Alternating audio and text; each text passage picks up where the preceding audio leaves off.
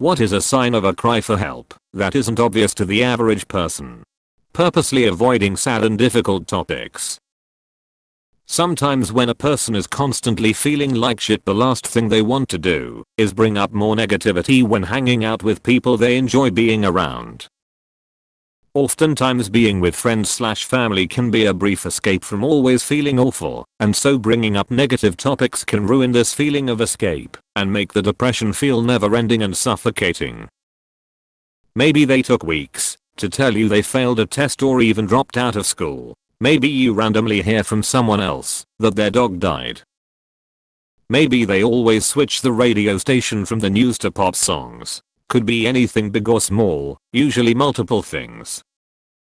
Edit. Thank you for the awards, upvotes and comments. I'm glad my comment was helpful. Nah, I'm fine. Marked differences in behavior, where the person becomes way more positive and energetic than normal. We tend to think of these sorts of changes as being good, but any sudden and large enough change in behavior is something you need to keep an eye on. This is especially true if they are going from a very negative pattern of thinking/behavior into a new but positive one very quickly.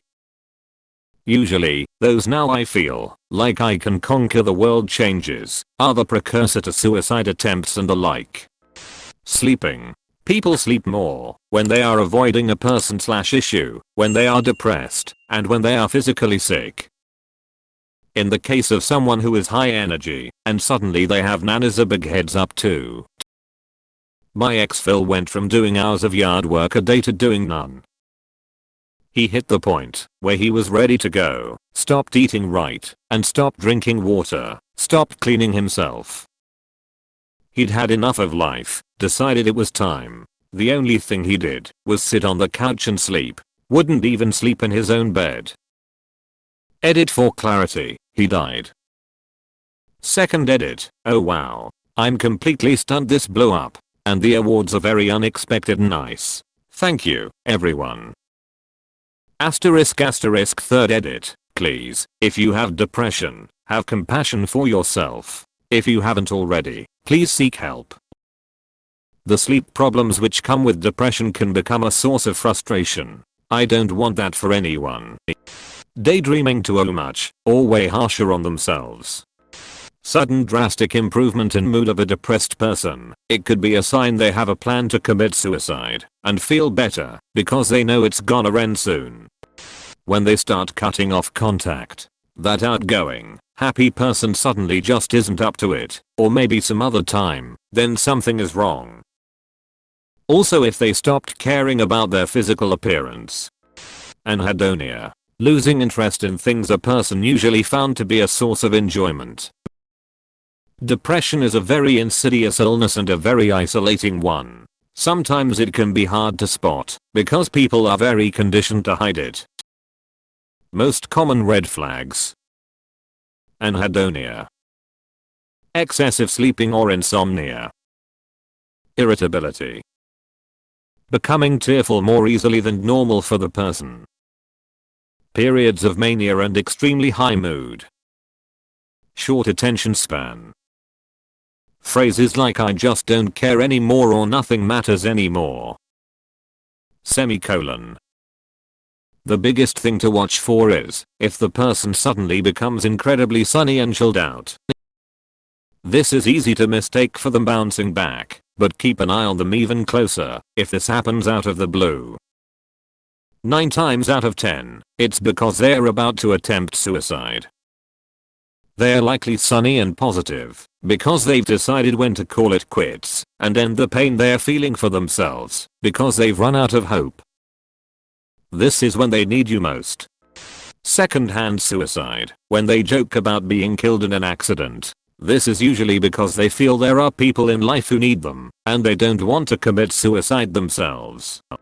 A reduction in food consumption. I found when I've fallen down the hole and I just stop caring anymore, I don't eat anywhere near as much as I normally do. Instead of having the standard 3 to 4 meal things a day, I'll be lucky to convince myself to have 2 as I simply don't care anymore. When someone is constantly busy, so they don't give themselves time to think. Also, when someone gives up on a lot of basic things, like cleaning or doing washing up, because they can't think about anything except what's bothering them.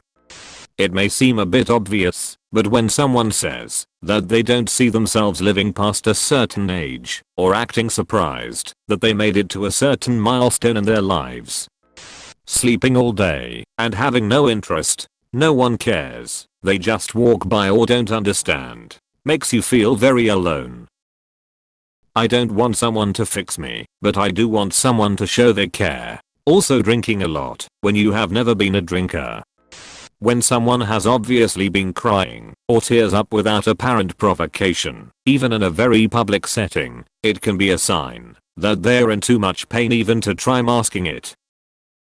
I've also heard of severely depressed people who abruptly snap out of it and go perky, and that can be indicative of a person who was agonizing over whether to end things, who has now decided to do so. Making that decision, sadly, gives them peace and relief.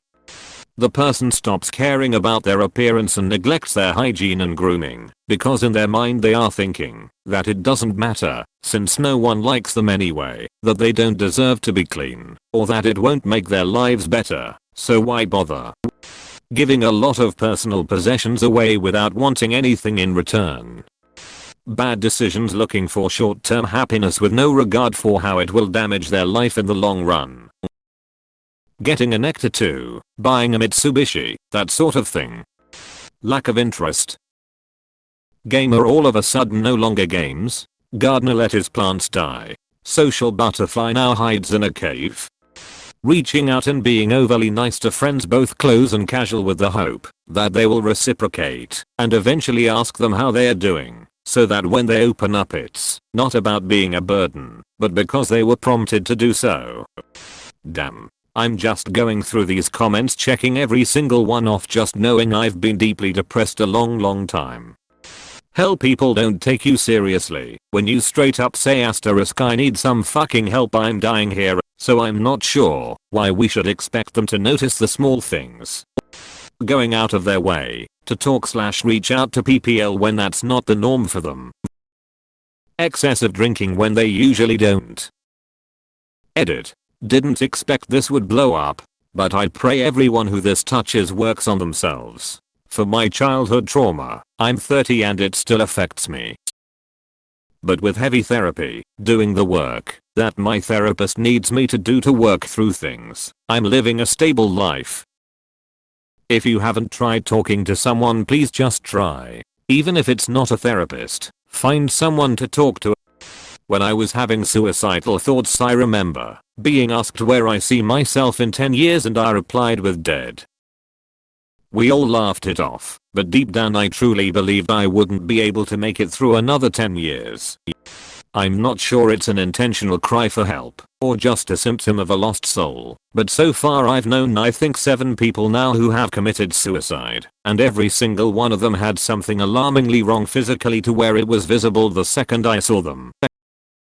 Like they had either lost a lot of weight and looked pale, or they just looked exhausted and withdrawn.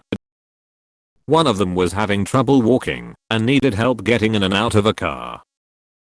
This was a young healthy girl. She was also practically incapable of having a conversation. It made people feel very uncomfortable. Turns out she was grieving so hard over the loss of her mother that she was like shutting down physically and mentally. It was a little different each time, but each time I remember thinking, holy shit, what's going on with so and so the second I laid eyes off on them. Basically they were not themselves, even before we said hello, and then within days or weeks they are gone. I have vowed that, if I ever see those signs, that kind of exhaustion and body language again, that I will not let that person out of my sight and I will fucking pry it out of them, if I have to. Anger. A dramatic personality shift. This one sounds obvious, but to the average person it's not. Truth be told, most people don't care enough about someone to take mental note of their behaviors. When that person's personality and behavior changes, the friend has no clue at all and acts like everything is okay. Example, you have a friend who is normally very bubbly and outgoing. At some point, they change and become very introverted and quiet. They don't smile, they don't want to hang out, etc. In my experience, becoming easily angry and argumentative has been a sign. Silence from the socially adept. Personally, if I open up about something that I never seriously addressed before, that's a sign. I won't open up 100%, but if I bring up the topic, it's because things are getting worse. Extreme mood swings. It's important to tenderly support someone displaying these, as they probably don't feel in control of them. Saying I'm sorry for everything, or taking the blame for things that shouldn't even have a blame. Thank you so much for the silver award, I appreciate it. 33.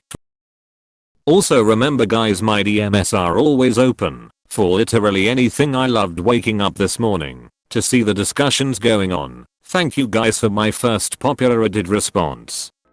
Jesus Christ, this entire thread is describing me on a daily basis. I can feel something coming soon. Reckless behavior. It's not always funny or badass. There is often a nothing matters anymore thought behind, or a deep feeling of emptiness which can be filled for a short time with risky behavior. Leaving a group of people, sometimes even online, without an obvious reason. Some people tend to go away, or even push away, because they want to see if there is an opposite reaction, like testing if they are still wanted in a situation. Not all people who isolate want to be alone. When somebody acts like they hadn't much time left, even if they seem to have, not really a cry for help, but maybe a suicide red flag. I do it myself. I often stress about how I want to do some things in a small amount of time, because I really don't plan living past a year from now.